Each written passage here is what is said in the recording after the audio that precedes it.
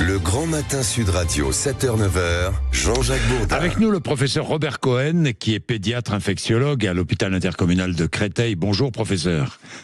Bonjour. Merci d'être avec nous.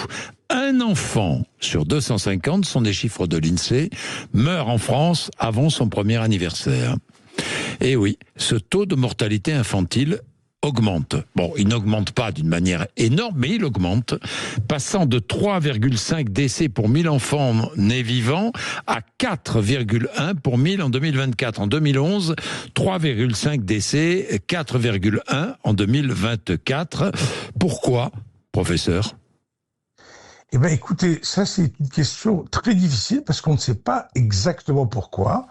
Cette étude ne permet pas de préciser les causes. Mais on peut essayer d'analyser d'un peu plus près. D'abord, on s'aperçoit que les 3/4 de cette mortalité est liée au premier mois de vie.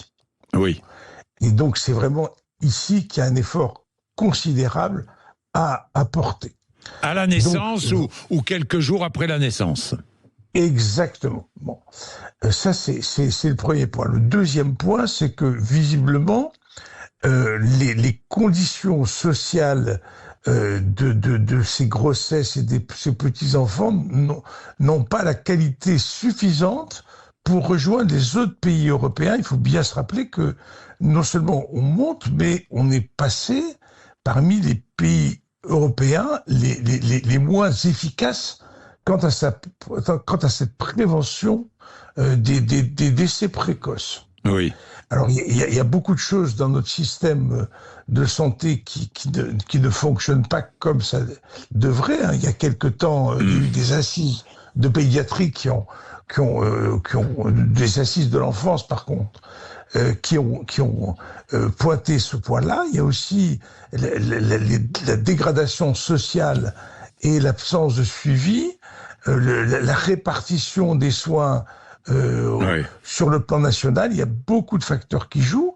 Et la seule remarque qu'on puisse faire aujourd'hui, c'est qu'il faut, et c'est en cours, essayer de mieux analyser aujourd'hui cette cause, oui. ces causes de décès. Et vraiment, le suivi de la grossesse et le suivi des bébés dans les premières semaines de vie sont les méthodes les plus efficaces pour arriver à réduire rapidement cette mortalité. Bien, et je remarque dans les chiffres de l'INSEE que la mortalité infantile est faible pour les mères âgées de 26 à 37 ans. C'est-à-dire que si on a un enfant entre 26 et 37 ans, il y a moins de risques de mortalité infantile.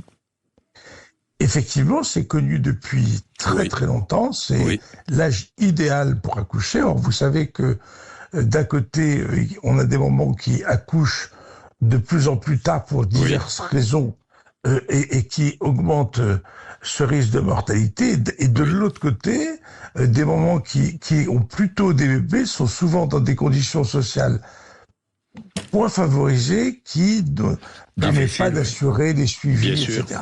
Bien sûr, mais bien sûr. Alors, toute autre chose, puisque je vous tiens, professeur Cohen, deux choses.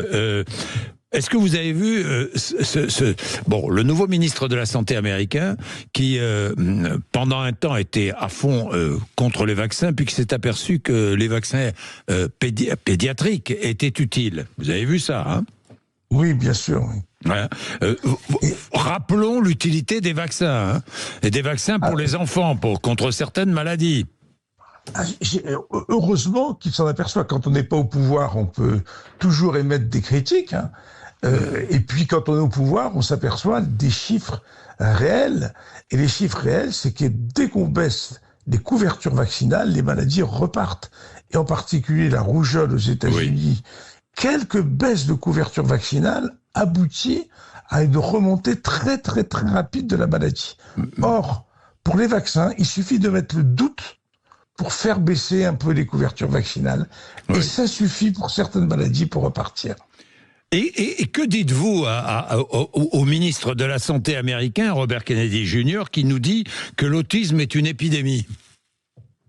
Alors, il y a une augmentation. Oui, il y a une augmentation, j'allais vous le dire.